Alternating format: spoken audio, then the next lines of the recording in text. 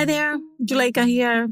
Before we get started, I want to invite you, yes, you, to be a guest on the show. If you're an adult and a child of immigrants, and they could be from anywhere in the world, really, I'd love to talk to you about the conversations that are necessary but challenging, especially right about now.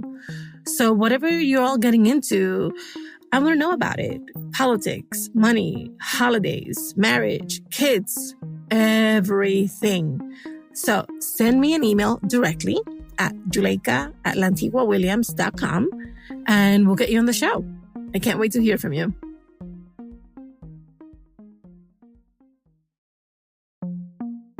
Hey everybody, Juleyka here. Before we get started, I want to invite you to come on the show. If you're an adult child of immigrant parents from anywhere in the world, I'd love to talk to you about the conversations that are necessary but challenging right now. What are you getting into with your loved ones? Holidays, politics, money? You know we get into it all. So send us an email or a detailed voice memo to hello@talktomommypapi.com. We can't wait to have you on.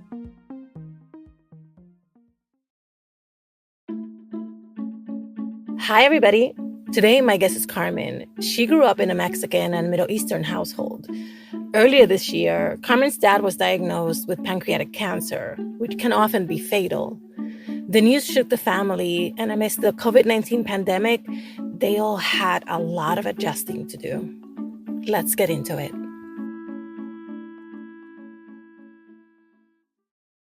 My name is Carmen Habib.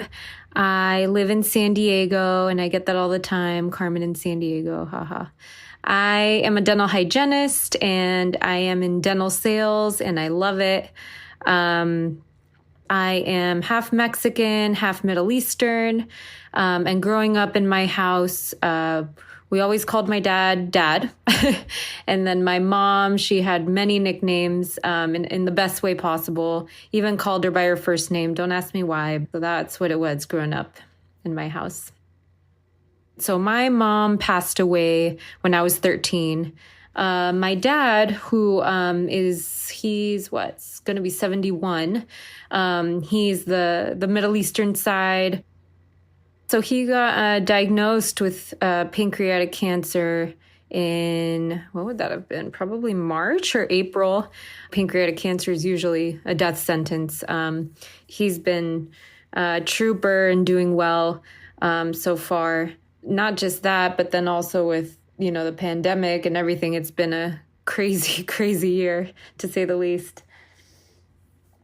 When COVID started, nobody knew what it was, so everybody has a different opinion, right? Your brother has a different opinion, your dad has a different opinion.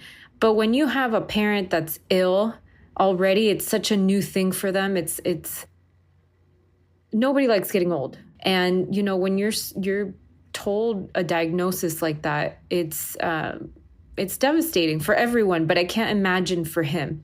So on top of that, to tell him, hey, by the way, you also can't leave your house and you need to wash your hands, you need to wear a mask. I think it was just a lot for him all at once. When he got diagnosed, so I did live with them.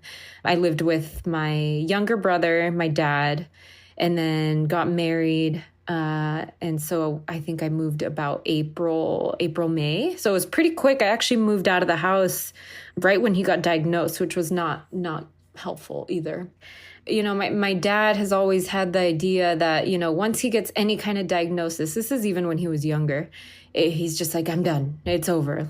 Such a, what I think is such a Middle Eastern way of like, I guess, I don't know. I'm not sick, so I wouldn't know. I mean, I feel like I would just be super annoying and like, help me. Like he's just such a trooper, and he's more about like, this is how much money I'll leave you guys. This is how to handle the store. This is how to handle the house. And it's such a mature way, but at the same time, his prognosis is actually great, especially for someone with pancreatic cancer. So I think that was the difficulty when it started. He just heard the diagnosis and, was like, boom, boom. Okay, this is it for me. Right now, I think we've pumped him up to the point where he's optimistic. We're all optimistic. He's got a fighting chance. It's a long road. It's a lot about patience, and that's hard when you're having symptoms every week. You know, it's hard to see the end of the tunnel. At the beginning, when he was, I guess, gave in the towel, we were very upset because we're like, no, hold on. You don't get it. Even though he did, I think it was just how he grew up. I talk about that with my brothers all the time. I'm like, if I got cancer, I think I'd be super needy, who knows, right? But this man when he calls me, it's about, how are you and Ben? How's the house? How are you guys doing? Like, I'm blown away at how independent he is. So my dad has been a widower for a long time. Maybe he is a little more pragmatic about it because he's dealt with my mom's death, and maybe he's just more realistic about it. Through the years, we've talked about, obviously, my mom's death, and I think that's something that we're pretty open about in our family. Like, we don't, thinking about it now, it's crazy how much we really do talk about, like, oh, when your grandma died and when your mom died, and, how things happened, and like the diseases in our family. And if he is feeling any sort of way, nervousness or sadness, like, he doesn't let it show. And I hope that when that day comes for me, or if I ever get something like this, I hope I can do that for my kids too and be that strong. Carmen's story took me back to difficult moments in my own life, when the ground falls from under you and nothing makes sense. Like when my grandmother passed, and I had a really hard time feeling stable on my own 2 feet for a while. Carmen sharing her family story also brought up the difficulty of accepting illness and facing the possibility of death. And we know that so many of these conversations have been happening this year, especially. So I'm so thankful to Carmen and to the expert who stopped by to help us out. My name is Mariella Zuñiga. I'm an occupational therapy consultant with more than 15 years experience in rehab services. Currently, I provide occupational therapy in home-based settings here in Washington, D.C. I advocate for older adults and also consult with startups and tech innovation in the aging and longevity space. What did you hear in Carmen's story? I heard about the diagnosis of pancreatic cancer, and that's one of the most serious disease or condition that one could receive, and that's very devastating at any point of your life to get that. So it resonates for me because I work in healthcare. I'm always involved with people who are sick, whether in early stages or towards the end, and having that conversation, how to plan for the later phase, that's a very difficult conversation. Talking about death and what would be is taboo. It's almost like you're calling in the spirit of death. It's like, no, it's not. But I do encourage the sandwich generation, the generation who cares for the parent and the children in the family. So you're being sandwiched by 2 generations, to start thinking of that conversation. How are you going to approach it? Because you don't want to be in the middle of a medical crisis. And that's when you're making a decision. And a lot of us should have that conversation with our parents, whether or not they're sick right now. Right. When you get the diagnosis, how would you suggest that a family prioritize what happens next? And what type of perspective should they bring to bear on the decisions that they're going to make once they get a diagnosis? So the patient or the person who received a diagnosis, they would involve the doctors, for education. But it's also having owning the diagnosis. How do I want the doctors to treat me? I'd like to know learn more about the condition. If it's going to be like a terminal illness, what are your preferences? Do you see yourself being in a nursing home or in a palliative care? Would you stay at home? And how long do you plan to receive the medical care? There might be a certain point when it's very difficult for a person to swallow, to trust themselves.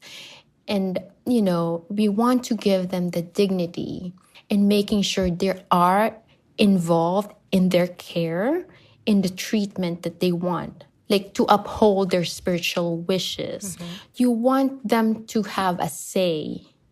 What values, whether family or personal, that will come into play. So in Carmen's case, her dad had a very different immediate reaction, right? Which was basically, okay, I guess I'm done. And I'm laughing about it because her and her siblings' response was, wait a minute, what are you talking about? You're not done. Let's figure this out. But my grandmother at 92 had a really bad fall, broke her hip, and was bedridden for many months prior to passing. And she would often say, I'm happy. I've had a great life. I'm good. I can go. I'll be fine. And it was basically the rest of us saying, we're not ready. Well, don't say things like that. Precisely because we thought we would be inviting the thing in if we said that. So that clearly seems to be cultural. So how do you deal with sort of like the cultural components and the cultural based reactions that people have to illness and to a terminal diagnosis? I would suggest getting some professionals, because if it's family, everybody is in the same boat, is in the same silo. But having someone like a third party who would be able to talk about planning, let's say just putting in the simple power of attorney and advance directive, because those two are very important. Like if you don't have it, sometimes in the hospital, it's very hard to make the decisions right away. But having someone like a third party, someone that they trust, that they could trust, ask them I'm kind of thinking about this because I heard, let's say Uncle Tony had a difficult situation or there was a hard death. I would want to be more prepared about that. What are your thoughts? Make it about, I'm coming from a place of love and I want to honor your wishes, but I want to know how to go forward about it. So help me understand. So coming from that, it's how you deliver it. But it would be helpful to get your allies, such as your siblings, to kind of plant the seeds, because this is not like a one-time conversation. So that actually brings me to the next interesting thing, which is that, Carmen says, my dad has been very independent and self-reliant, especially because her mom passed some years ago. And so he's used to not, relying on anyone or needing really anyone to live his full life. And now her and her siblings want to be more supportive. They want to help more. So can you talk to us about the idea of aging in place and how, children of immigrant parents and their grandchildren and their extended family can support them in doing just that, while also preparing, for end-of-life planning and and also being prepared in case of a diagnosis like this one? Right. So aging in place is modifying your home or your environment so that you could live optimally, thrive optimally, independently, and safely at home for as long as possible. So you try to set up the house like everything would be accessible in one floor. So because if a person gets tired going up and down the stairs, then, they won't have any more energy to do what's important for them, like let's say later in the afternoon. So you want to make everything accessible in their mainly living area. So the bathroom should also be safe because as a person advanced in age, the risk for falls increase. So you want to set up for like grab bars, a higher, like a comfort height toilet seat. And then later on, you might want to tell them that you may be open-minded to using a cane or a walker just to help them with walking and helping them be more independent in their home.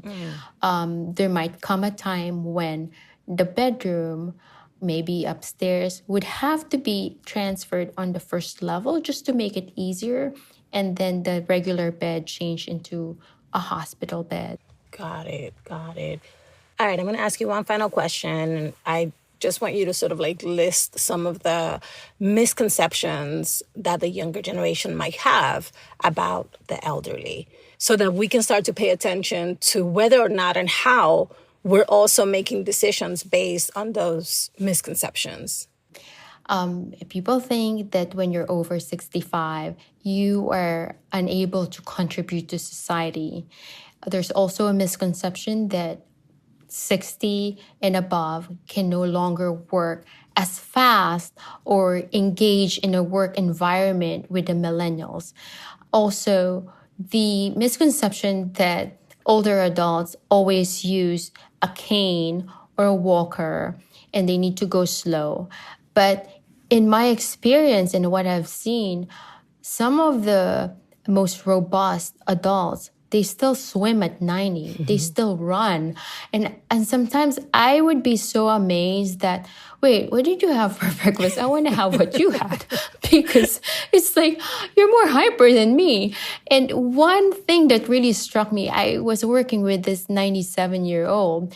And I said, like, what's your secret? And he said, well, I'm a pescatarian, very active. I've been a swimmer. And I was in World War II. I flew a fighter plane. And when bullets were coming at you, he told himself that if I survive, everything else would just be a bonus. So I was like, wow, that's really, really very insightful. Yeah, so you don't let stress rule your life. So at 97, he was so sharp. And most of them, like I even encountered people at 60 going for their next degree. So it's not like when you're in your golden years, you're just knitting and, rocking in a corner Right. and just reading a book. These are people who have a treasure trove of wisdom. And from their experience, they could share with the younger generation how life should be lived. And I think as a generation, we worry a lot. But for them, having lived that, they really just go for it. They say what they want and they just do what they want. And it's very, very inspiring. Thank you so much for coming on and sharing such useful insights with us. Thank you, Juleyka. I really enjoyed it. Thank you. All right, let's recap what we learned from Mariella. Think and plan ahead. Don't wait until a medical emergency or a diagnosis to talk with your relatives who are older or ill. How they wish to be cared for should be something that is thoughtfully considered and planned for. Begin the conversation early and keep talking. Explore all your options. From treatment plans to strategies for aging in place, there are so many choices.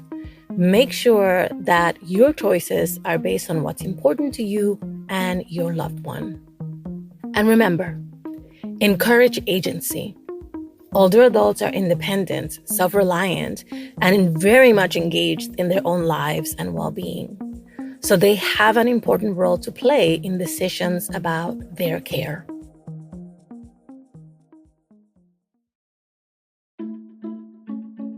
Thank you so much for listening and for sharing us.